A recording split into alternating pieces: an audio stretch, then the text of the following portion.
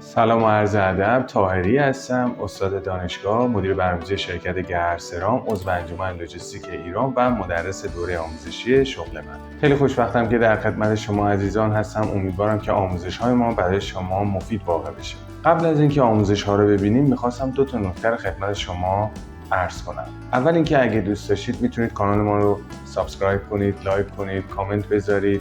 دکمه زنگوله رو هم میتونید بزنید تا اگر محتوای جدیدی انتشار دادیم برای شما نوتیفیکیشن ارسال بشه. دوم اینکه من مدرس دوره آموزشی شغل من هستم که توی دوره آموزشیم زبان انگلیسی، طراحی سایت با وردپرس، سئو، اینستاگرام، یوتیوب، هوش مصنوعی، کنوا، فروش، کمتازیا، فتوشاپ، اکسل، اکسس، پاور بی آی، MSP، برنامه‌ریزی تولید، کنترل موجودی، ساخت نرم افزار، حقوق دستمزد، مفهوم ERP، مفهوم ایزو، ماتریس سواد و مفاهیم کارآفرینی رو آموزش میدم. در مجموع بیش از 200 ساعت آموزش هست که با یک بار خرید به صورت مادام العمر به ویدیوها و فایل‌ها دسترسی دارید. برای این آموزش‌ها شما مدرک هم میتونید دریافت کنید که قابلیت ردیابی داره. همچنین به چارت تست MBTI، گاردنر، دیسک و هالند هم دسترسی دارید. یک نرم افزار انبار هم به شما عزیزان هدیه داده میشه که توی دوره آموزشی و در بخش ساخت نرم افزار وجود داره و به اون دسترسی دارید. میتونید از اون توی بیزینس خودتون استفاده کنید. چند تا دلیل وجود داره که پیشنهاد میکنم این دوره آموزشی رو حتما تهیه کنید. اولین مورد، درس میخونی، مدرک میگیری، نرم افزار آموزش میبینی ولی بازم بیکاری. چرا؟ چون مهارت نداری. چون دنیای کتاب‌ها با دنیای کسب و کارها تفاوت داره. دومین مورد، با گسترش هوش مصنوعی و بالا رفتن سطح اتوماسیون کسب و کارها به زودی ربات‌ها جای ما انسان‌ها کار میکنن. پس یا ما تخصص داریم یا مشکلات زیادی در آینده داریم. در بخش اداری و مهندسی خیلی از AI ها جایگزین کارشناسان میشن. میدونم خیلی از جوانای ما که تو محیط‌های اداری و با کامپیوتر کار نمی‌کنن، مثلا اسنپ کار می‌کنن یا پیک موتوری هستن، اینها هم تحت تاثیر قرار می‌گیرن. میدونید همین الان تاکسی‌های بدون راننده داریم، پس در آینده این شغل از بین میره. رباتایی داریم که غذاها و یا محصولات رو تحویل میگیرن و به اند یوزر تحویل میدن. 3. شرکت‌ها به خاطر کاهش هزینه به دنبال افراد مولتی تاسک هستن. پس اونی که یه تخصص داره دیگه جایگاهی در آینده نخواهد داشت. 4. با جملات انگیزشی و دوره‌های رویا فروشی هیچ شانسی در آینده ندارید. اونایی هم که به فکر مهاجرت هستن باید بدونن که مهاجرت بدون تخصص یعنی نابودی زندگی و انجام کار کژوال تا آخر عمر. نکته پایانی که میخواستم خدمتتون عرض کنم اینه که دوره آموزشی شغل من مثل یه دوست خوب میتونه همیشه همراه شما باشه. با این قیمت بسیار مناسب و شوکه کننده‌ای که ما برای دوره آموزشی در نظر گرفتیم، مطمئنم هر کسی توانایی خریدش رو داره. پس زمان از دست نده، همین الان برو تو سایت شغل من این دوره آموزشی رو تهیه کن.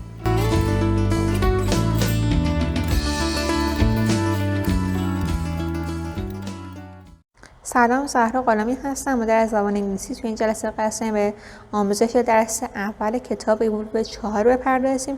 توجه داشته باشین که تمام حقوق مادی و معنوی این آموزش متعلق به مجموعه شغل من هستش و هر گونه کپی برداری یا نشر محتوا بدون مجوز پیگرد قانونی داره.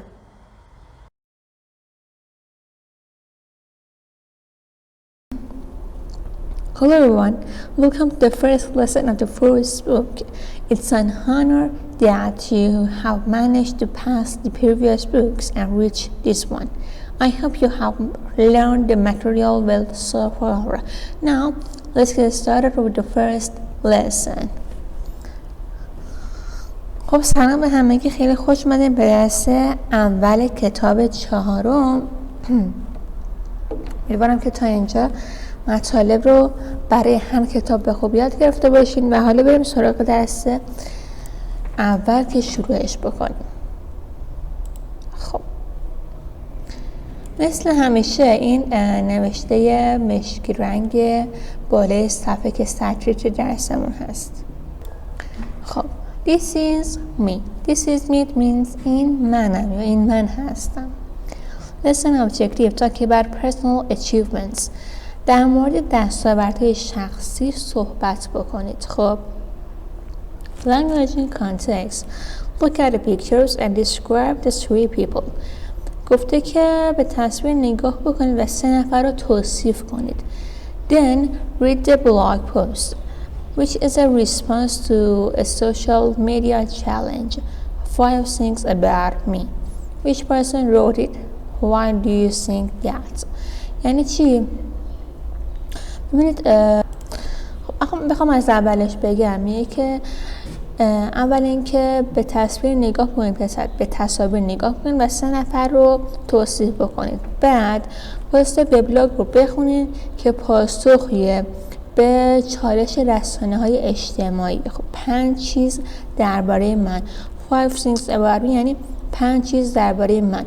گفته که کدوم شخص اونو نوشته و اینکه چرا اینطوری فکر میکنید. خب این از تصاویری که اینجا هستش و حالا این هم متنی که قراره ما بخونیمش و به سوالای بالا پاسخ بدیم. خب بریم سراغ متن. 5 things about me. 5 چیز در مورد من. Here is my answer to the latest blog challenge. میگه که توی اینجا پاسخ من به آخرین چالش وبلاگه. If I get 1,000 likes, my boss will donate $1,000 to charity, so please like my list. میگه که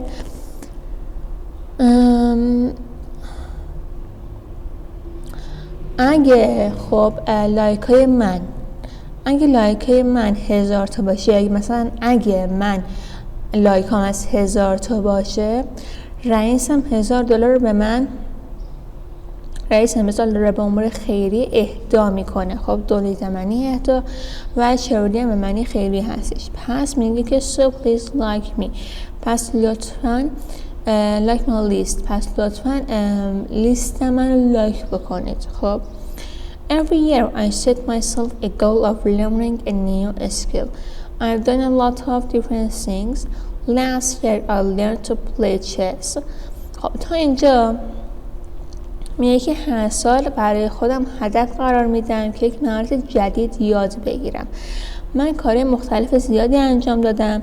سال گذشته شطرنج بازی رو یاد گرفتم. مثلا سال گذشته که بخوام شطرنج بازی بکنم رو یاد گرفتم. خب بعد میگه که this year I've been learning computer animation and design. و امسال من در حال یادگیری انیمیشن کامپیوتر و طراحی هستم. People tell me I have a great sense of humor and I love to tell jokes. میگه مردم به من میگن که حس شوخ طبعی خوبی دارم و من عاشق جوک گفتن هستم. خب بعد میگه که a few years ago while I was working at a summer camp, a girl came screaming out of her cabin because she saw a huge spider on her bed. تا اینجا میگه که چند سال پیش زمانی که توی کمپ تابستونی کار میکردم، دختری با فریاد از کابینش بیرون اومد. چرا؟ چون که عنکبوت بزرگی رو روی تخت خودش دیده بود. I had spiders, but I faced my fear, went in there and caught the spider. I felt so brave. میگه که من از عنکبوت متنفرم، اما به ترسم غلبه کردم، با ترسم روبرو شدم و به اونجا رفتم و اون عنکبوت رو گرفتم و احساس کردم که خیلی شجاع هستم. خب یا احساس شجاعت کردم، فرق نمیکنه. اگر تا اینجا ویدیو رو دوست داشتید ممنون میشم لایک کنید، سابسکرایب کنید، کامنت بذارید. حمایت شما برای ما خیلی ارزشمنده. I'm saving money to open a small studio where I can teach art classes. میگه که من پول پس انداز میکنم تا یک استودیوی کوچیک باز کنم که توی اون کلاس های هنری تدریس کنم، مثلا کلاس های هنری داشته باشم. خب I've always wanted to run my own business. I love working with my hands and I want to do something I can really take pride in. میگه که من همیشه میخواستم کسب کار خودم رو اندازی بکنم. من عاشق کار با دستام هستم و من میخوام کاری بکنم که واقعا بتونم به اون افتخار بکنم. خب تا اینجا البته. This year I'm going to run a marathon. I don't want to win a medal or break a record of anything. I just want to finish. I'm sure I can rise to the challenge. میگه که امسال قصد دویدن ماراتون رو دارم. من نمیخوام مدال بگم یا رکورد رو بشکنم یا چیزی که فقط بخوام بسازم. من مطمئنم که میتونم از پس چالش بر بیام. همین. خب این از این متنی که ما اینجا خوندیم. حالا میریم بخش وکابولری که لغات هستش. describing accomplishments، توصیف دستاوردها. گفته که read the post again and find the right verb to complete the expressions. گفته که خب پست یه بار دیگه بخونین و کلمات درست است پیدا بکنید تا بتونین این لغات رو، این اصطلاحات رو کامل بکنید. خب یعنی مثلا همین ماراتونی که اینجا هستش قبلش یک کلمه داره که شما توی متن بالا دنبال همین ماراتون میگردید که کلمه قبلش رو بیاد اینجا بنویسید. بعد گفته listen and check. بعد این کار رو کردید گوش بدید و چک بکنید. خب حالا شما انجام بدید اینو، برید توی متن بالا این کلمات رو پیدا بکنید، کلمات قبل از این کلمات رو توی جای خالی بنویسید. بعد بیاین اینجا که با هم بخوایم به صدا گوش بدیم و با هم دیگه چکشون بکنیم. خب بریم هم چک بکنیم. همزمان که داریم گوش میدیم این جوابهاشم ببینیم. اوکی؟ Lesson 1.1 Page 2 Exercise 2A 1. Take pride in something. 2. Set a goal for yourself. 3. Have a sense of humor. 4. Work with your hands. 5. Rise to a challenge. 6. Run a marathon. 7. Run a business. 8. Get a lot of likes. 9. Face your fear. 10. Win a medal. 11. Break a record. 12. Tell a joke. اوکی. حالا این سراغ معنی هاشه ببینیم که معنی هر کدوم از این اصطلاحات چی میشه. خب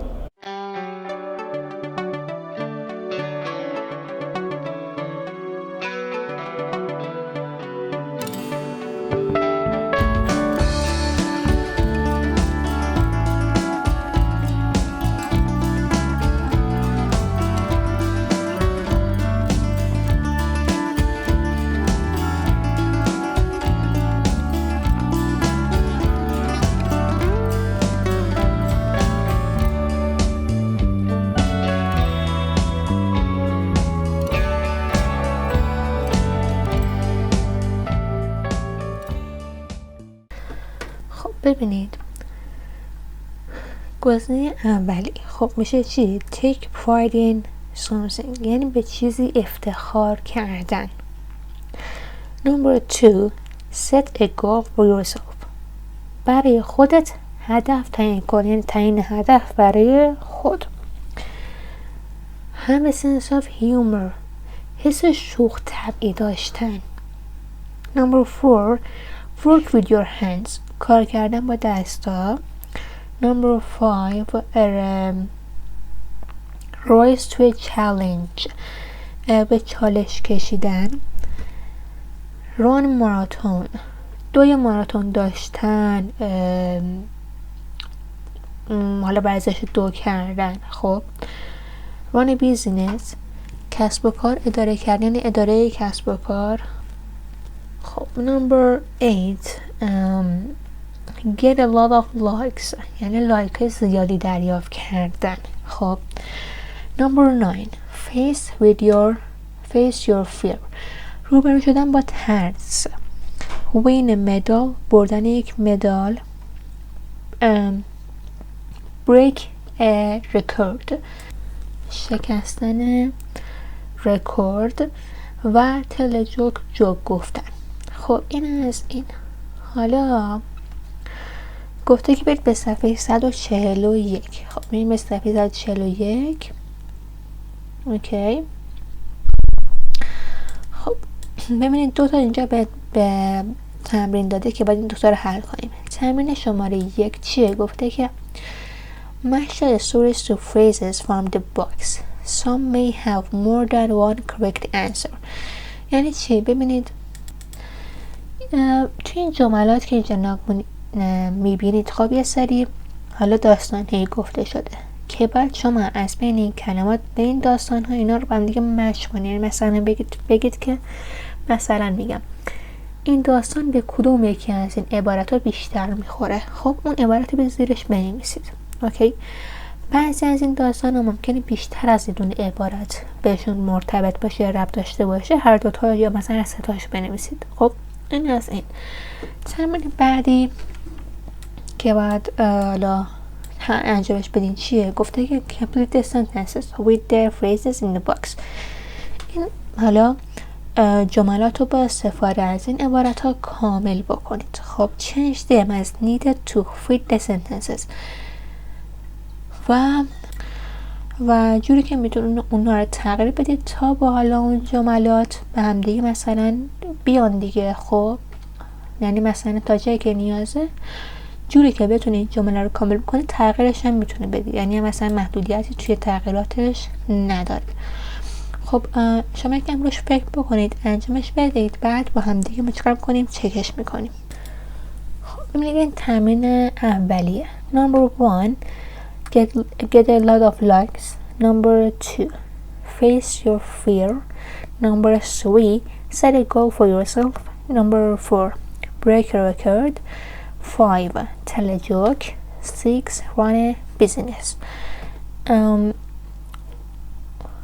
خب حالا میریم سراغ تمرین بعدی. این هم که اینجا میبینید اینا اون حالا کلمات یا عبارات اضافه است. خب بریم تمرین بعدی. Number 1 rise to the challenge. Number 2 work with her hands. یعنی اونجایی که گفته بود میتونید جملات مثلا عبارت ها رو تغییر بدیم برای این بود. مثلا work with your hands اینجا چون اینجا شی آورده خب با گفته my sister اینجا به جای your her آورده تا بخواد به اون شیه اشاره بکنه. خب یعنی این جمله به اون شی ربط داره. بعد همین گفته بود که میتونید جملات رو تغییرش بدید. و یا اینجا مثلا چون ران ماراتون اینجا شکل گذشته است. خب جمله گذشته است. گفته last year یه سال پیش. برای همین هم اونجا باید شکل گذشته شامورده run marathon. Number 4 won a medal. 5 run a business. 6 set myself the goal. اوکی. خب برگردیم. C گفته که complete the sentences as many times as possible using the expressions in exercise A. Then compare your sentences with a partner. How many things do you have in common? یعنی چی و کانون از ما چی میخواد؟ خب اینجا گفته که جملات رو تا جایی که ممکنه کامل بکنید. خب با استفاده از اصطلاحات این قسمت بالایی. خب مثلا I have never این یه جمله است که حالا مثلا باید کاملش بکنید. برای مثال میگی که I have never told a joke in English. یه مثال حالا خیلی ساده. D. Imagine you are going to do the blog challenge. What 5 pieces of information would you choose to share? میگه که تصور کنید که میخواید چالش وبلاگ انجام بدید. خب اون 5 تا تیکه اطلاعاتی که دوست دارید یا میخواید که به اشتراک بذارین یا انتخاب کردین که به اشتراک بذارین، اون 5 تا اطلاعات چیه؟ اینجا مثلا میاد مینویسیدش. خب بریم صفحه بعدی. صفحه بعدی گرامر tense review simple and continuous. خب اینجا قراره تا گرامرهایی که تا الان خوندیم مروری بکنیم. خب که با همشون آشناییت دارین، همشون تا الان خوندین. ما اینجا فقط یه اشاره کوچیکی بهش شده. من هم مالی خلاصش رو میگم. اینجا هم یک سری تعریف هایی هستش به انگلیسی که ازشون اومده. خب حالا بریم سراغ اینهایی که تا اینجا خوندیم. شما ببینید مثلا فرقشون با هم دیگه چی بوده و کلا چه استفاده هایی ازشون میکردیم. خب بریم سراغ گفتن خلاصی از این گرامرها. خب اولی simple present. simple present چی بود؟ زمان حال ساده. برای گفتن حقایق عمومی، عادت ها و روتین ها انجام می شد. خب یعنی کارهایی که به طور منظم انجام میشه. مثلا I eat breakfast every day. من هر روز صبحونه میخورم. هر روز هم میکنم عادتمه، روتینمه، یا مثلا حقایق علمی. خب present continuous زمان حال استمراری برای گفتن کاری که در حال حاضر داره انجام میشه، یعنی همین الان داره انجام میشه. مثلا I'm eating breakfast right now. من همین الان دارم صبحونه میخورم. میبینید؟ نه گذشته است نه آینده، حال حاضره. simple past حال ساده، زمان گذشته ساده. خب simple past زمان گذشته ساده یعنی چی؟ برای گفتن کارهایی که توی گذشته انجام شده و تموم شده، ادامه دار نیست. فقط ما داریم مثلا به یه نفر داره راجع به اون کارو میگیم. مثلا I ate breakfast yesterday. من دیروز صبحونه خوردم. خب و ما گفتیم که ما یه سری فعل های با قاعده داریم، یه سری فعل های بی قاعده. بی قاعدمون irregular بود و با قاعدمون regular بود. regular ها معمولا ایده میگرفت آخرشون، مثل همین فیست که اینجا آورده. irregular ها اون شکلشون تغییر میکرد، مثلا go went. خب بعد یه سری هم تغییر میکرد، مثل cut. حالا شما اگه مثلا برید آخر صفحه کتابتون جدول رو میبینید. ما گفتیم که خب مثلا حساب کنید که اینجا 3 تا حالا ردیف اول، ردیف دوم، ردیف سوم. خب ردیف اول که حالا ساده فعل های بی قاعده است. ردیف دوم برای گذشته ساده استفاده میشه. ردیف سوم هم برای حال کامل. خب یعنی گذشته استمراری، برای اون استفاده میکردیم. اوکی که میشد اون شکل سوم فعل ها که ردیف سوم بود. حالا برای سیمپل پس ما از ردیف دوم استفاده میکردیم.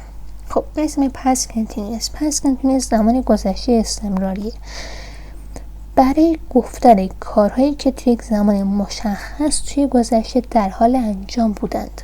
مثلا میگیم که I was eating breakfast when the phone rang. میبینید I was eating breakfast when the phone rang. وقتی که تلفن زنگ خورد من داشتم صبحونه میخوردم. معمولا هم این پس کنتینیوس ها قبل از یا مثلا حین انجام یک کار دیگه ای هستش. خب یعنی مثلا اینجا اومده گفته I was working in a summer camp when it happened. میبینید یعنی 2 تا اتفاق رخ داده، یکی قبل از اون یکی، یا مثلا ممکنه که همزمان رخ داده باشن. خب این از پس کنتینیوس. present perfect زمان حال کامله برای گفتن کارهایی که توی گذشته انجام شده، شروع شده، خب و تأثیر اونها توی حال حاضرم حس میشه. مثلا I have eaten breakfast. من صبحونه خورده ام. یا مثلا I've done a lot of different things. من چیزهای متفاوت رو انجام دادم.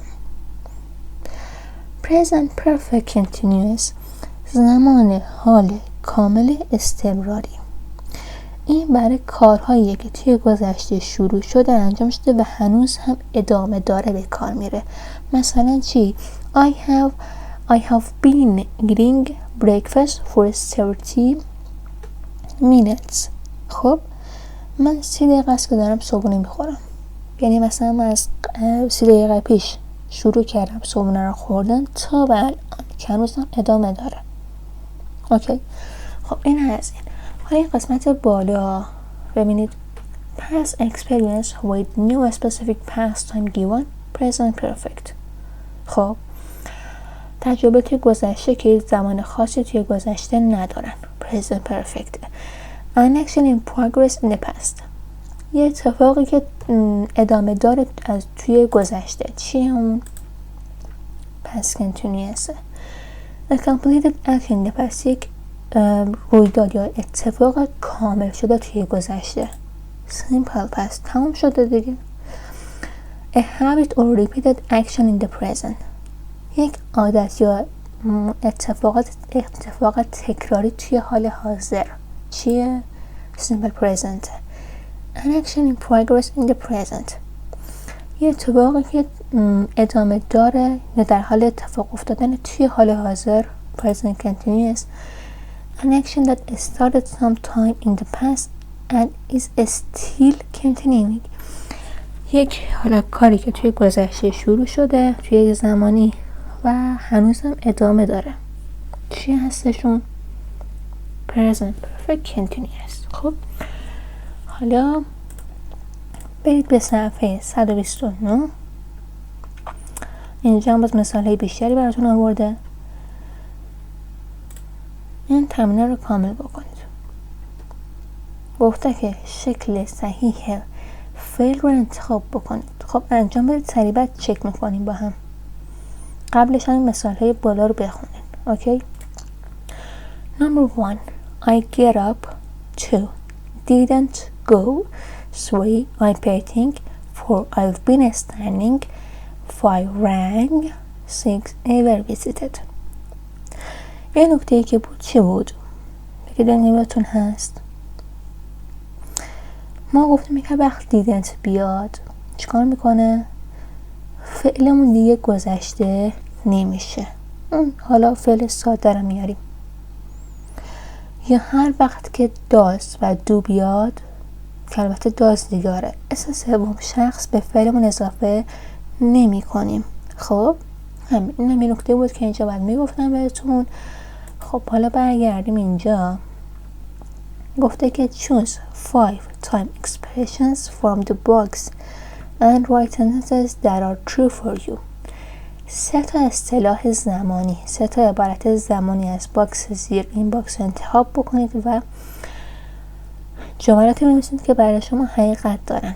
خب بریم سراغ معنی این عبارت ها و حالا خوندنشون که اصلا ببینید اینجا چی میخواد بگم و اصلا معنی اینها چی هستش. خب at the moment در حال حاضر. last year سال گذشته. since I was a child از بچگی یا زمانی که من بچه بودم، از وقتی من بچه بودم. at 8 o'clock this morning ساعت 8 صبح امروز. for the last 3 months برای 3 ماه گذشته. when I got home وقتی به خونه رسیدم. never هرگز. now حالا. yesterday دیروز. every day هر روز. once a week یک بار در هفته. for example I was raining. It was raining when I left the house this morning. امروز صبح که از خونه اومدم. امروز صبح وقتی که از خونه بیرون اومدم بارون میبارید. مثل همین باید برایش مثال بزنید. خب دی group work read your sentences to your group. مشخص معنیش how many of your sentences are the same or similar. چقدر جملاتتون با بقیه افراد داخل گروه مشابهه یا فرق میکنه. خب speaking Read the sentences and discuss which ones are true for you. جملات بخونید و بحث کنید راجع به که کدومش برای شما واقعیت داره. If they are false, اگه اینا غلطن، برای شما واقعیت ندارن، explain why. توضیح بدین چرا.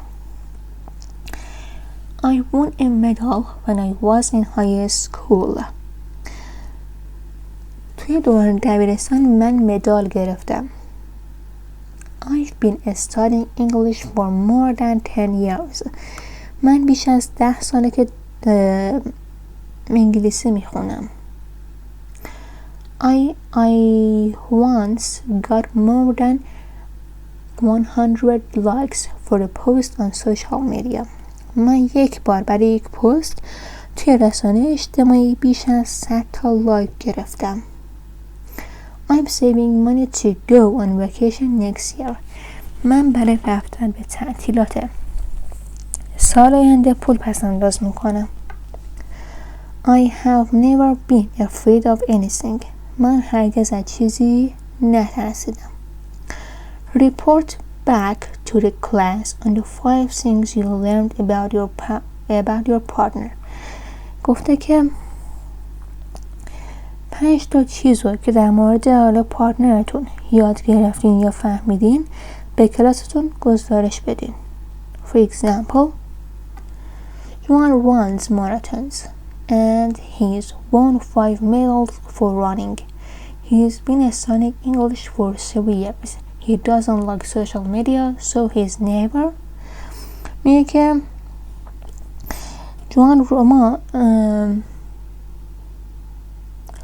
جان 2 ماراتون انجام میده و 5 مدال برای دویدن به دست آورده. اون 3 ساله که انگلیسی میخونه، از شبکه اجتماعی خوشش نمیاد، بنابراین هرگز دوست نداره. حالا میشه ادامهش مثلا خودتون کامنت بکنید. خب اینو از این. خب بریم به صفحه بعدی که بخش دوم هستش. خب The right candidate. candidate به معنی داوطلبه. خب یا کاندیده، کاندیدای درست، داوطلبای درست. خب چون راست که اینجا معنی نداره که. Lesson به شکلی talk about qualities that employers look for.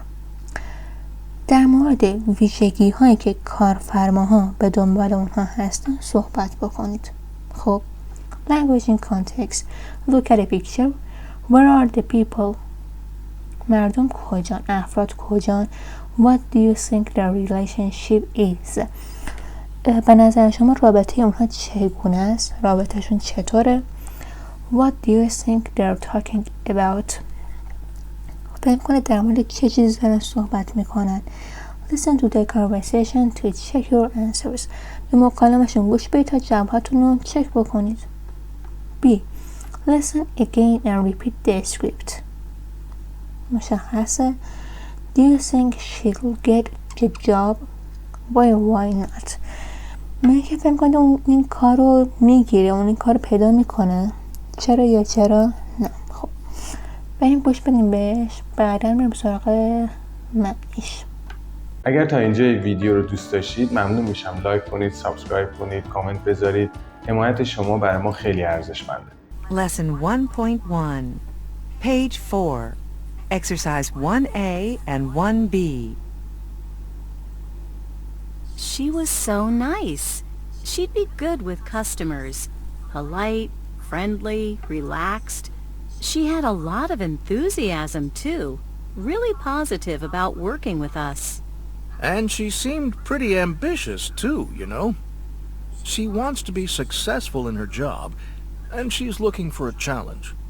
Yeah, and I really like it when candidates show curiosity about how things work here. It shows she's confident. I mean, she's not afraid to ask questions, to be truthful about what she doesn't know. No paid work experience, but she has other qualifications. Yeah, she's working on that community art project at the moment and really loving it. That shows creativity too. Remember when she was talking about working with kids? She said, I'm being really careful with how I use social media with them. That's great. It shows she's a responsible person. Totally. And she seemed to be pretty independent, too. Like she doesn't need someone to tell her what to do all the time. Yeah. Well, I think we found the right person for the job. خب حالا بریم سراغ معنیش.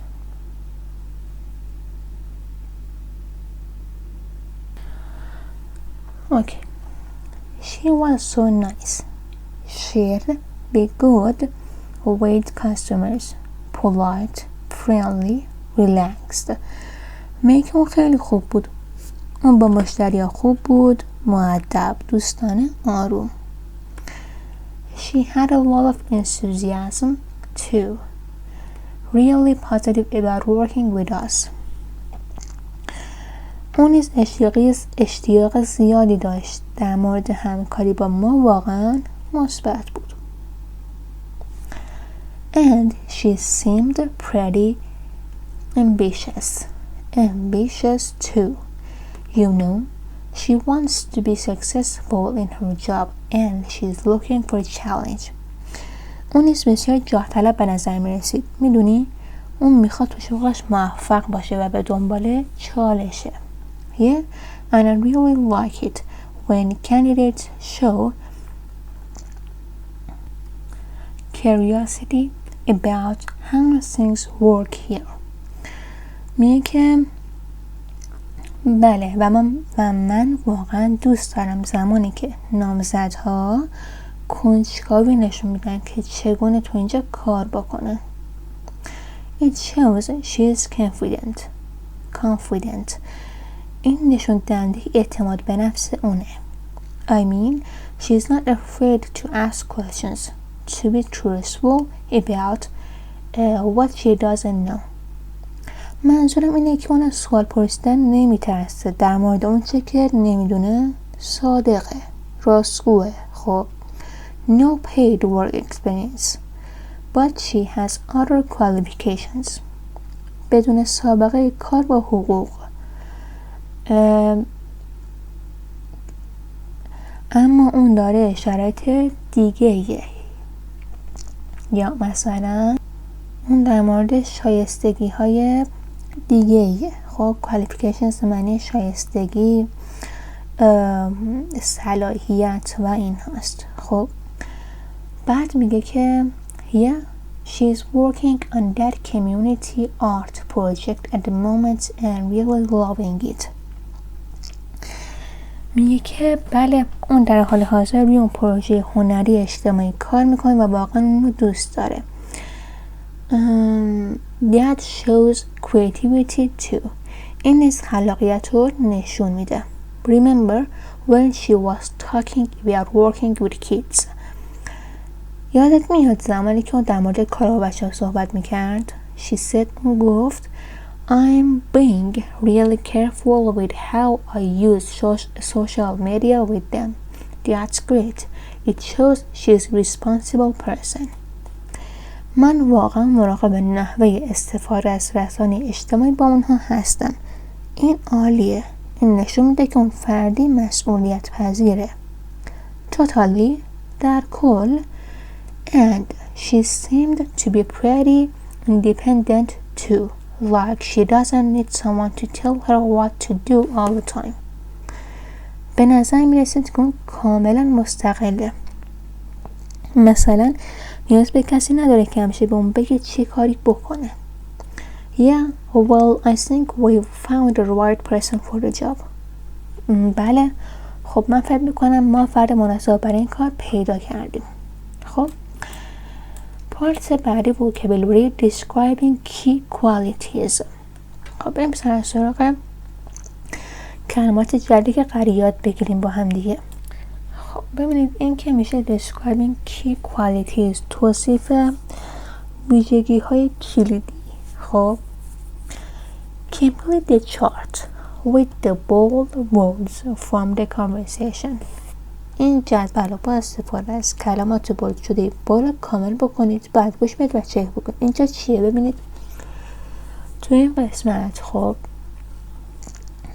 این ردیف و این ردیف. adjective به معنی صفت ها رو داده.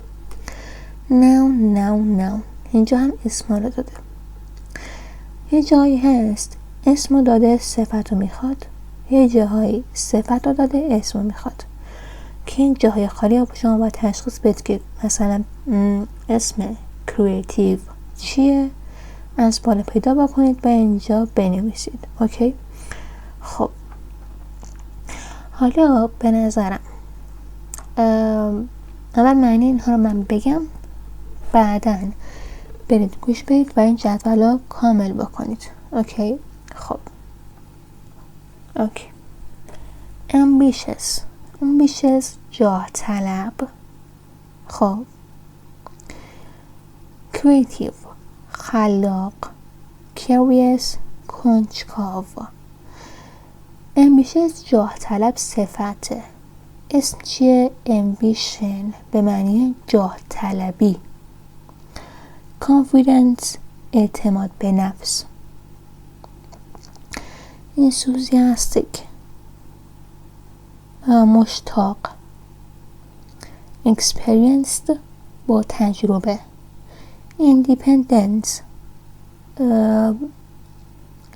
مستقل یا استقلال، کلمت اسم دیگر استقلال صفتش میشه مستقل. politeness ادب. qualified واجد شرایط، شایسته، خب با صلاحیت. responsibility مسئولیت. success موفقیت. truthfulness صداقت. خب حالا گوش بدیم، شما هم جدول رو کامل بکنید با توجه به چیزی که میشنید و با توجه به کلمات بولد شده متن بالا. Lesson 1.2, page 4, exercise 2A. Ambitious, ambition. Confident, confidence. Creative, creativity. Curious, curiosity. Enthusiastic, enthusiasm. Experienced, experience. Independent, independence. Polite, politeness. Qualified, qualifications. Responsible, responsibility. Successful, success. Truthful, truthfulness. خب حالا بریم سراغ تمرینش که تو صفحه 141 این قسمت. خب اینجا گفته که خب کلمه درست رو باید انتخاب بکنید. اوکی. تمرین بعدی که صفحه بعدیشه گفته که جملات رو با استفاده از این کلمات داخل باکس کامل بکنید. خب انجام بدید زود، بعد با هم چکش کنیم. Activity 1 number 1 curious. 2 successful. 3 ambitious. 4 experienced. 5 truthfulness. 6 enthusiasm. Next activity 1 responsibility. 2 politeness. 3 independent. 4 confidence. 5 creative and 6 qualifications. برگردیم. اوکی. خب پارت سی گفته که match 4 words from the chart with the definitions below. Then write your definitions for 4 others. Read them to another pair. Can they guess the word? خب چی میگه؟ میگه که 4 کلمه از این حالا جدول بالایی رو خب با تعریف زیر مطابقت بدین. بعد برای 4 نفر دیگه تعریف کوتاه بنویسین، اونها رو برای جفت دیگه بخونین. آیا اونها میتونن کلمه رو حدس بزنن؟ Believe in your own abilities. باور به توانایی خود. کلمه چیه؟ اعتماد به نفس. یا مثلا describing someone who doesn't lie. توصیف کسی که دروغ نمیگه. یه صفت اینجا باید بگید دیگه. Describing someone who can do things on their own. توصیف کسی که میتونه کارها رو به تنهایی انجام بده. The education, training and experience needed. PL. آموزش و تجربه مورد نیاز. خب Which qualities in the chart above do you think are most important for a new employee? A boss, a friend, why? به نظر شما کدوم ویژگی توی نمودار بالا توی جدول بالا برای کارمند جدید مهمتره؟ برای یک رئیس، یه دوست، چرا؟ که اینها هم میتونه جوابش برای هر کسی متفاوت باشه و جواب یکسانی نداره. صفحه بعدی گرامر داریم.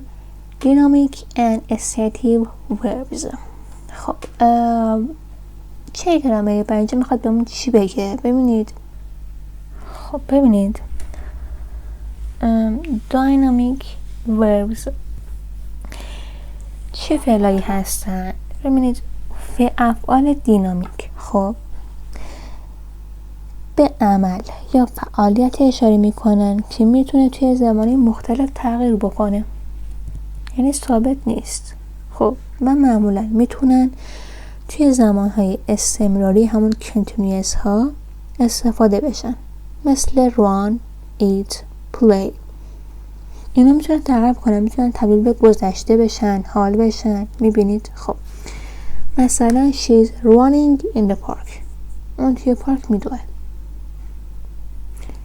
Stative verbs افعال استاتیک به چه افعالی گفته میشه؟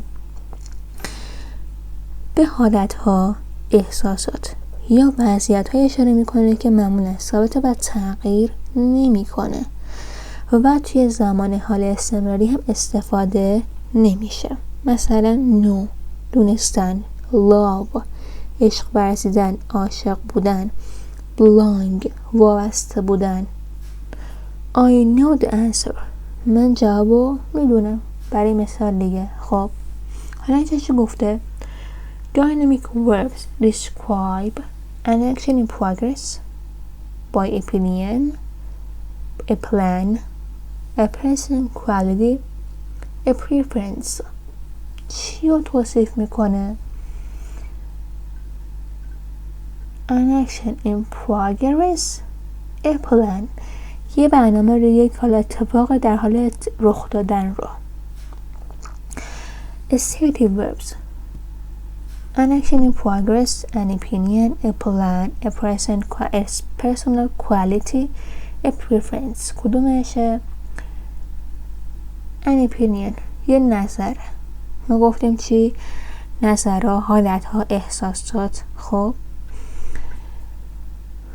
a personal quality و a preference. حالا گفته کدوم یکی از فعل ها معمولا توی حالت کنتینیوس استفاده نمیشه؟ کدومش استفاده نمیشه؟ استیتیوا. ببینید بی. میبینید خب چون ثابتن.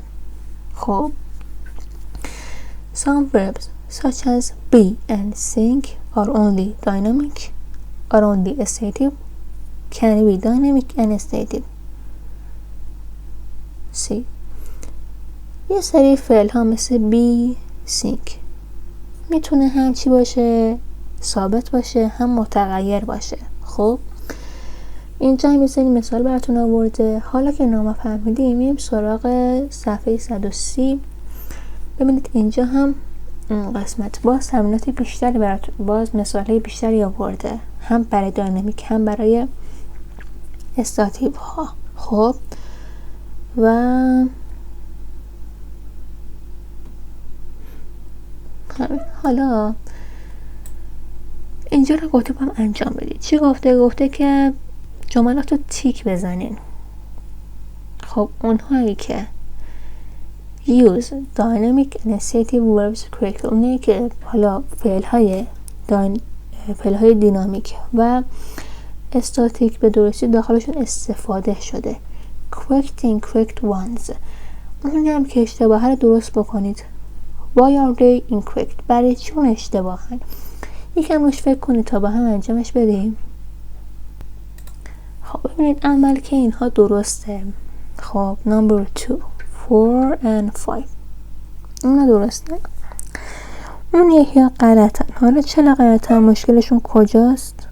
بریم مشکلشون رو با هم دیگه ببینیم. I'm being very scared of snakes غلطه. I'm very scared of snakes. این being اینجا نباید بیاد و اومدنش اینجا اشتباهه. I'm not really seeing اشتباهه. ما در کرانه سی ING نداریم، سادش باید بیاد. و I'm liking اشتباهه. liking like ING نمیگیره. I like to همین.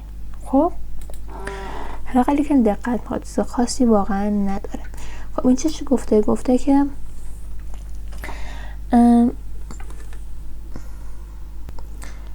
به فعل ها داخل جملات جفتی نگاه بکنید. What's the difference in meaning؟ تفاوتشون توی معنیاشون چیه؟ I love chocolate cake. I'm loving this chocolate cake. اینم بخونیم بعد میرم سراغ این یکی تا بهتون بگم. Some assertive verbs wow, like, hate can also be dynamic to talk about enjoyment at the moment. برای که مثلا لذت بردن در لحظه رو بخواید بگید، خب میتونید مثلا ازشون بهشون آینجه اضافه بکنید، مثلا I'm loving it. خب حالا بریم سراغ اینها. این اصلا اینا معنیش چیه و حالا نشون دادن چی هستش اصلا. من عاشق کیک شکلاتیم. من عاشق این کیک شکلاتیم. She studies really hard for her exams. She's studying really hard for her exams. اون برای امتحانش واقعا سخت درس میخونه. اون برای امتحاناتش واقعا سخت درس میخونه. یعنی اون داره میخونه. خب این صورت حالا کلی روتینه. I think swimming is a great sport. به نظر من شنا یک ورزش عالیه. I'm thinking of going swimming. من به شنا کردن، من به شنا رفتن فکر میکنم. خب حالا speaking. Think of job interview questions you could ask to find out if a job applicant has each of the qualities in the box. Then practice asking and answering the questions. What did you find out about your partner's key qualities? گفته که سوالات مصاحبه‌ای که میتونید بپرسید تا بفهمید که آیا متقاضی کار هر یک از ویژگی‌های موجود توی جمله داره یا نه. خب بهش فکر کنید، به این سوالا فکر کنید. بعد پرسیدن و پاسخ دادن به سوالات رو تمرین بکنید. در مورد ویژگی‌های کلیدی پارتنر خودتون چیا رو فهمیدین؟ Do you prefer to work alone or on a big team? تنهایی کار کردن ترجیح میدی یا با یک تیم بزرگ کار کردن رو؟ این هم که قبلا خوندیم مشخصه. خب میرم صفحه بعدی. خب اینجا چی میخواد؟ چی میگه اصلا؟ خب we go way back. we go way back یعنی چی؟ یعنی ما خیلی به عقب برمیگردیم. lesson objective make and respond to introductions. ساختن مقدمه و پاسخ دادن به اونها. functional language. Look at a picture. What are these people? What is the relationship between the people? What are they saying to each other? این مردم کجان؟ رابطه بینشون چیه و به هم چی میگن؟ Read and listen to two conversations at a party. Which people know each other? کدوم افراد یکدیگر رو میشناسن؟ Which people are meeting for the first time? کدوم افراد برای اولین بار همه ملاقات میکنن؟ گوش بدیم بهش.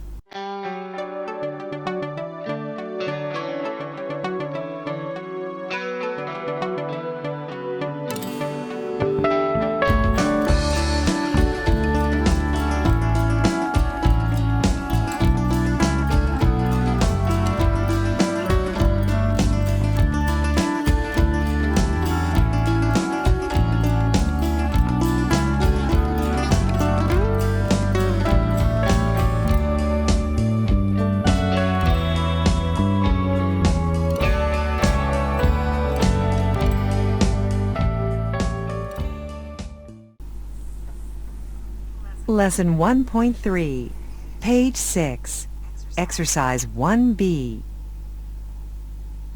1. Hi, I don't think we've met before. You're new here, right? I'm Rosa. Hi, Rosa. Nice to meet you. I'm Mike, and yes, I just started today. So this is your first day. Welcome to the company.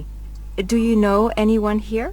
Well, I've met a couple of people, but there are a lot of people I don't know yet. Okay, let me introduce you to some people. 2. Hey, Ricardo, do you know Mike?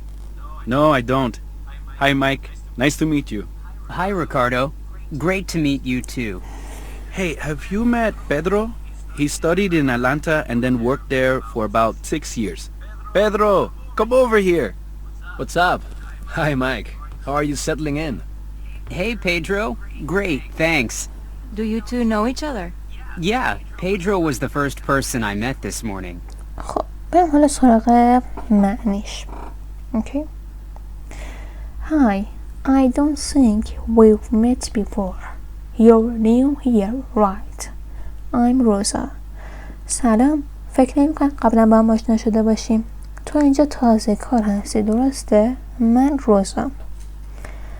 Hi Rosa, nice to meet you. I'm Mike and yes, I just started today.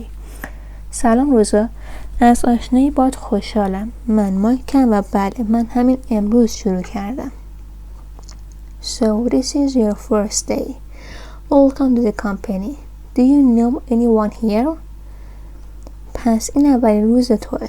به شرکت خوش اومدی. آیا کسی اینجا میشناسی؟ Well, I've met a couple of people, but there are a lot of people I don't know yet. خب من با چند نفر آشنا شدم، اما افراد زیادی هستن که هنوز اونها رو نمیشناسم. Okay, let me introduce you to some people. خب باشه، اجازه بدش تو رو به چند نفر معرفی کنم. Hey Ricardo, do you know Mike? Hey Ricardo, مایک رو میشناسی؟ No, I don't. Hi Mike, nice to meet you. نه نمیشناسم. سلام مایک، از دیدنت خوشحالم، از آشنایی باهات خوشحالم. Hi Ricardo, great to meet you too. سلام ریکاردو، از آشنایی باهات هم خوشحالم. من هم از آشنایی باهات خوشحالم. خب Hey, have you met Pedro? He started in Atlanta and then worked there for about 6 years. Pedro, come over here. Hey, Pedro رو دیدی؟ اون توی آتلانتا تحصیل کرده و سپس حدود 6 سال اونجا کار کرده. پدرو بیا اینجا. What's up؟ چه خبر؟ Hi Mike. سلام مایک. How are you settling in؟ میگه که چه خبر؟ سلام مایک، چطوری مستقر میشی اینجا؟ Hey Pedro, great thanks. که البته اینجا داره میگه خوب مستقر شدی، خوب کنار اومدی. اونم میگه که Hey Pedro, عالی، ممنون. Do you two know each other؟ شما دوتا هم دیگر میشناسین؟ Yeah, Pedro was the first person I met this morning. آره، پدرو اولین کسیه که امروز صبح دیدم. خب حالا این پایین هم که مثل همیشه هیچ فرقی نکرده. این ردیف کل جای خالی باید با استفاده از کلمات بولد شده بالا پر بکنید. خب برای استفادهش این ردیف زمانی استفاده میشه که شما شخص رو برای اولین بار ملاقات میکنی. این ردیف هم برای معرفی کردن یک نفر به حالا دوست یا همکاره. خب اینجا چه گفته؟ گفته که complete the conversation with expressions from the chart and check your accuracy. خب گفته که مکالمه رو با استفاده از عبارت‌های اینجا کامل بکنید و بعدش درستیتون رو چک بکنید. Listen and check, then practice it with the partner. بعد با پارتنرتون تمرین بکنید. خب use meet for introductions, use know for an ongoing relationship. برای معرفی ها از میت استفاده بکنید و برای know برای اون روابطی که در حال انجامه. خب و مثلا حالا اتفاق افتاده در حال انجامه، بر اون استفاده بکنید. بریم بهش گوش بدیم، به این حالا وایس کامل بکنید متن رو. Lesson 1.3, page 6, exercise 1D. Hi, I'm Dana. I don't think we've met. No, we haven't. Nice to meet you, Dana. I'm Steve. Hi, Steve. You're new here, right? Yes, that's right. It's my first day. Hey, welcome. Let me introduce you to some people. خب بریم برای صفحه بعدی. Okay. Real world strategy. Listen to 2 introductions. Do the people already know each other? گفته که به 2 تا مکالمه، به 2 تا معرفی گوش بدین. آیا مردم همدیگر میشناسن؟ گوش بدیم. Lesson 1.3, page 7, exercise 2A and 2B. 1. Do you two know each other? Sure do. Yeah, we go way back. Really? I had no idea. 2. Have you met Chris? No, I haven't. Hi, I'm Tony. Hi, Tony. Good to meet you. خب حالا گفته که responding to an introduction. بعد اینکه به یک معرفی عکس‌العمل نشون بدید، جواب بدید حالا به هر چی. When someone introducing you to another person. زمان یک شخصی داره شما رو به شخص دیگه معرفی میکنه. They usually start by asking. اونا معمولا شروع میکنن با پرسیدن. Have you met? Do you know name? آیا ملاقات کردی؟ یا مثلا فلانی رو میشناسی؟ You can respond with this expression. تو میتونی با این اصطلاحات بهش جواب بدی. یا میگه که yes, we met this morning. Nice to see you again. یا میگه که yeah, we go way back. How's it going? یا میگی I'm not sure but hi I'm. یا میگی no I haven't don't. I haven't یا I don't hi I'm. خب این از این. حالا اینجا خب میگه که اطلاعات رو بخونین، اطلاعات این مال باکس رو بعد گوش بدید و کامل بکنید مکالمات رو. خب گوش بدیم بهش، مکالمات هم کامل بکنید شما. Lesson 1.3, page 7, exercise 2A and 2B. 1. Do you two know each other? Sure do. Yeah, we go way back. Really? I had no idea. 2. Have you met Chris? No, I haven't. Hi, I'm Tony. Hi, Tony. Good to meet you. خب بعد گفته که توی گروه های ستایی کار بکنید. یه نفر از حالا مثلا نفر A از نفر B بپرسه که اگه مثلا نفر C رو میشناسه، نفر B تصمیم بگیره که چی میخواد جواب بده و نفر A و C هم بهش عکس‌العمل نشون بدن. خب حالا pronunciation focus saying the letter Y گفتن صدای Y یه. خب listen and repeat focus on the letter Y. گفته که گوش بدید و تکرار بکنید و روی صدای حرفه وای هم که یه هستش تمرکز بکنید. گوش بدیم. Lesson 1.3, page 7, exercise 3A. 1, Hi, Yolanda. 2, Have you met Ricardo yet? Okay. بعد گفته listen. Who say the letter Y? A or B? هر کی گفت همونو جلوی جای خالی می نویسید. اوکی؟ خب گوش بدیم. Lesson 1.3, page 7, exercise 3B. 1, Yolanda. Yolanda. 2, Ju. You. 3, Yet. Jet. 4, Year. Year. 5, Ja. Yeah. 6, Yellow. Jello. اوکی. خب بعد گفته که اینها رو به پارتنرتون بگید.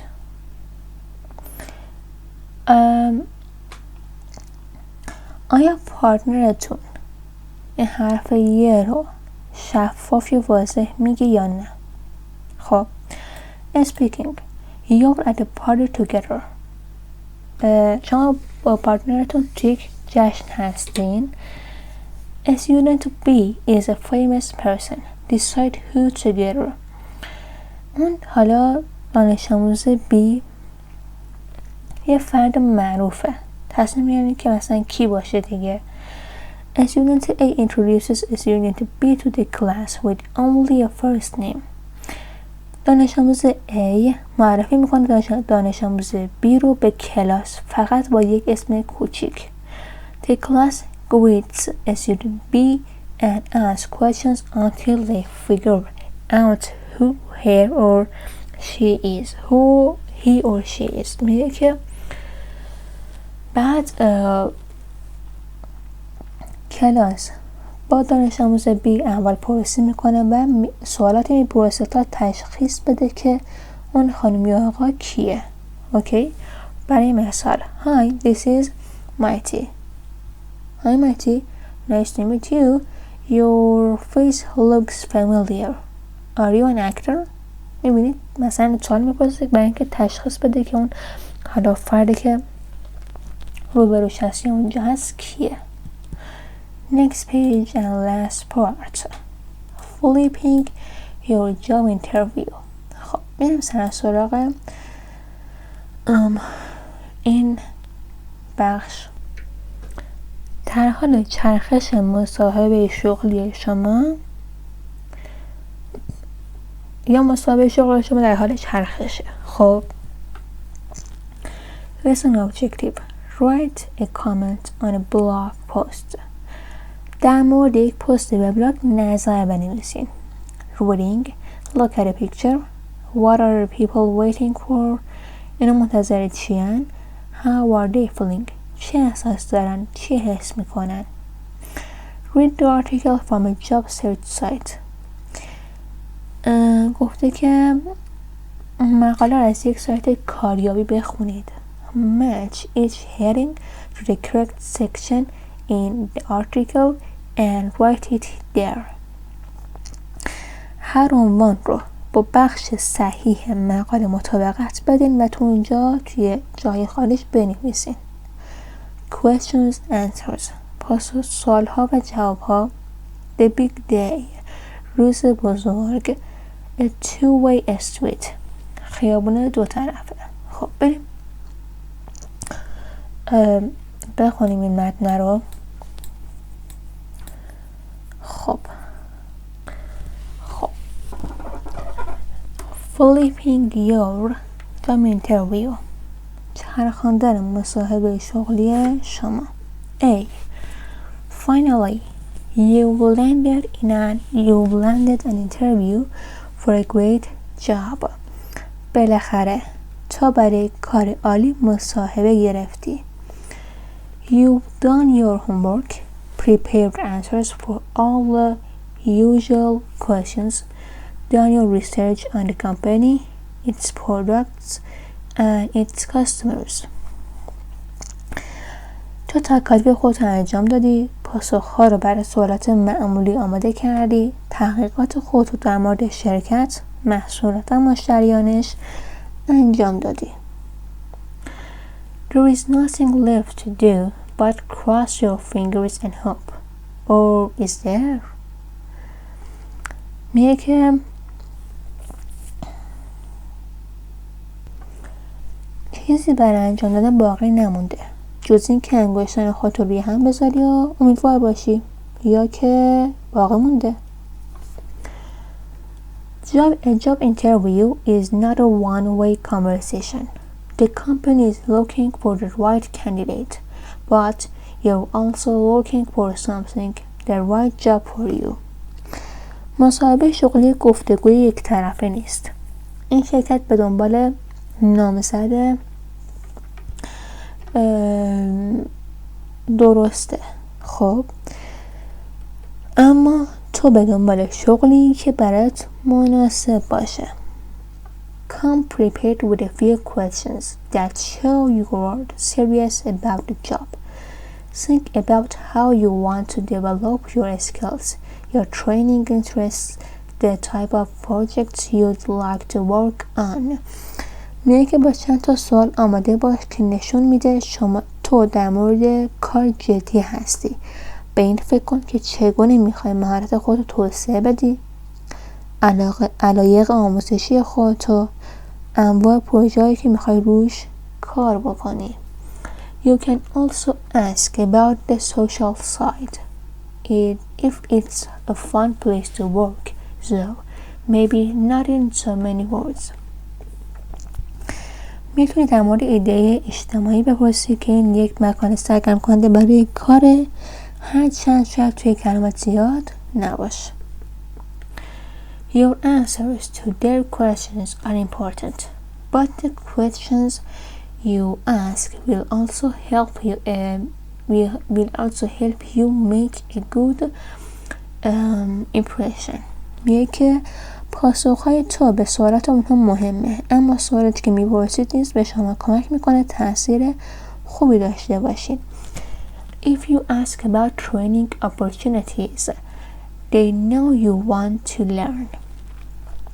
اگه در مورد فرصتهای آموزشی بپرسی، میدونن که میخوای کار بکنی، میدونن که میخوای یاد بگیری. If you ask about career paths, they know you have long-term goals. اگه در مورد مسیرهای شغلی بپرسی، میدونن که اهداف بلند مدتی داری.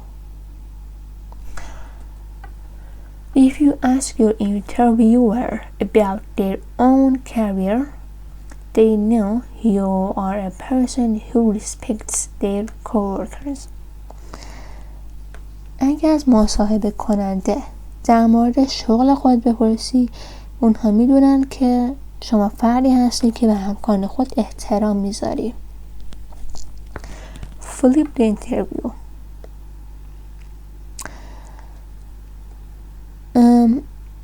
مصاحبه رو بچرخون، مصاحبه رو ورق بزن، مثلا مصاحبه رو پاسش بکن. خب و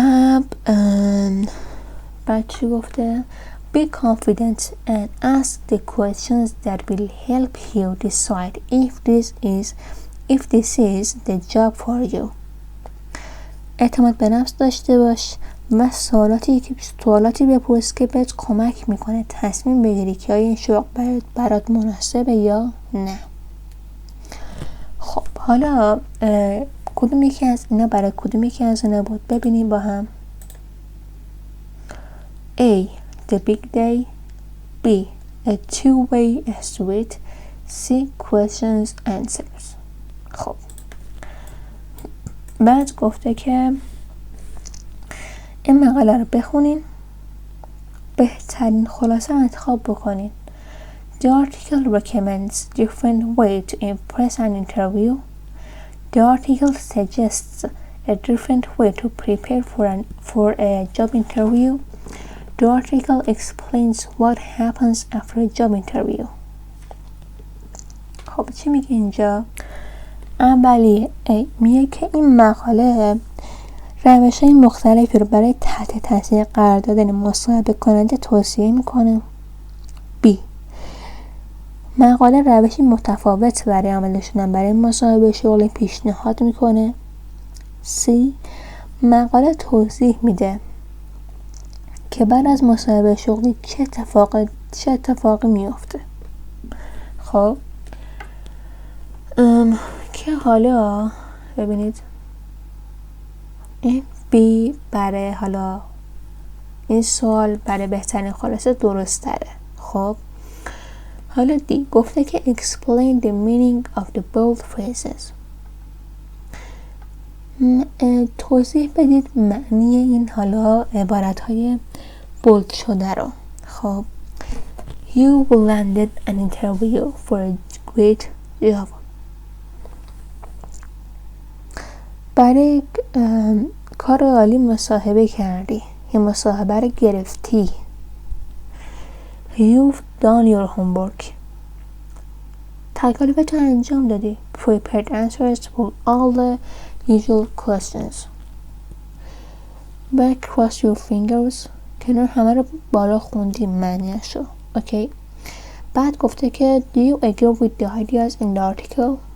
آیا با ایده های مقاله موافقی؟ Do you think this is a good approach in all job interview situations? آیا فکر می‌کنید که این یک رویکرد خوب توی همه موقعیت‌های مصاحبه شغلیه؟ Why or why not? For example, I'm not sure this is good advice because I disagree. I think this is good advice because که این باز بستگی به خودتون داره که چی رو بگید. خب بریم صفحه آخر این پارت. Read the comments on the article. Which one is کدومش درخواست اطلاعات بیشتر میکنه، کدومش مخالف و کدومش موافقه. خب بخونیم متن رو. خب گفته که I'm sorry but I think you're being a bit unrealistic. متاسفم اما فکر کنم شما کمی غیر واقعی هستین. In today's job market, not all jobs are going to be the perfect job. تو بازار کار امروز قرار نیست همه مشاغل شغل مناسبی باشن. I think it could have a negative effect if you ask too many questions. من فکر میکنم اگه بیش از حد سوال بپرسی میتونه تاثیر منفی داشته باشه. And what if your questions tell the interviewer that you're not right for the job? و اگه سوالات شما به مصاحبه کننده بگی که شما برای کار مناسب نیستید چی؟ You could hurt yourself rather than help yourself. شما میتونی به جای کمک کردن به خودتون آسیب بزنید. Thank you for the really useful information. با تشکر از شما برای اطلاعات واقعا مفیدتون. Can you help me with one thing? میتونید در مورد یک چیز من کمک بکنید؟ I'm not too clear on how best to phrase the questions you suggest. میگه که من خیلی روشن نیستم، من خیلی واضح نیستم که چگونه سوالاتی رو که پیشنهاد میکنید بیان بکنم. I don't want to look like I'm interviewing them, but I do want to show them that I am strong. میگه که نمیخوام به نظر برسه که دارم با اونها مصاحبه میکنم، اما میخوام با اونها نشون بدم که فردی قوی focus متمرکز، career minded person و حرفه‌ای هستم. Your help would be great. Thanks. کمک شما عالی خواهد بود. ممنون. I'm a career counselor with an employment agency. میگه که من یک مشاور شغلی توی یک آژانس کاریابیم. I interview clients all day long and find possible jobs for them. تمام روز با مشتری مصاحبه میکنم و شغل‌های احتمالی برای اونها پیدا میکنم. They interview for the job with the company. بعد برای کار با شرکت مصاحبه میکنن. بعد اونها برای کار با شرکت مصاحبه میکنن. The advice you give in this article is completely right. توصیه‌ای که توی مقاله میکنید کاملا درسته. Companies love it when candidates have good questions and aren't afraid to ask them. شرکت ها دوست دارن که نامزدها سوالات خوبی داشته باشن و از پرسیدن اونها ترسی نداشته باشن. It really shows them that you are serious about your career and the company. این واقعا به اونها نشون میده که شما در مورد شغل و شرکت خودتون جدی هستین. Read the comments again. دوباره بخونید اینها رو. Find the phrases used for the following purposes. خب بعد میگه که عبارت هایی که مثلا برای اینها استفاده شدن اینجا بنویسید. خب اولی که بریم سراغ این جواب A. خب کدومشون درخواست اطلاعات بیشتر داشت؟ B. کدومشون مخالف بود؟ A. و کدومی که موافق بود؟ C. حالا جواب این یکی ببینید اینجا کامل اومده، میتونید خودتون بخونید. بیارم این ورتر اینو که کامل ببینیدش. اوکی. خب و بعد گفته write it. بنویسیدش. Write your own comment in response to article. In response to the article. نظر خودتون رو برای جواب به اون مقاله بنویسید. Use appropriate phrase for agreeing, disagreeing and or showing appreciation. خب میگه که چی؟ میگه که از عبارات مناسب برای موافق بودن، مخالف بودن و یا نشون دادن قدردانی استفاده بکنید. و 50 تا 75 کلمه بنویسید. خب اینجا چه گفته؟ Share your comment with your group. نظرتون رو با گروهتون به اشتراک بذارین. Do you agree with each other's comments؟ با نظرات بقیه موافقین؟ why not؟ اینجا چی؟ In both formal and informal writing, use phrases like a bit and a little to soften a negative comment or opinion. خب این هم از این گفته میشه برای هم حالا متن رسمی هم غیر رسمی از الیدالی های بیت استفاده بکنید برای حالا اون به قول معروف صاف کردن اون نظر منفیه. خب همین چیز خاصی واقعا نداره. یعنی تعریف برای حالا استفاده کردن از تمام گرامرها و کلماتی که تو این درس یاد گرفتین که بنویسیدش و کار سختی هم اصلا نیست. خب اینم در درس اول کتاب چهارم که به اتمام رسید. امیدوارم که این درس رو به خوبی یاد گرفته باشین. تو درس بعدی خدا نگهدارتون.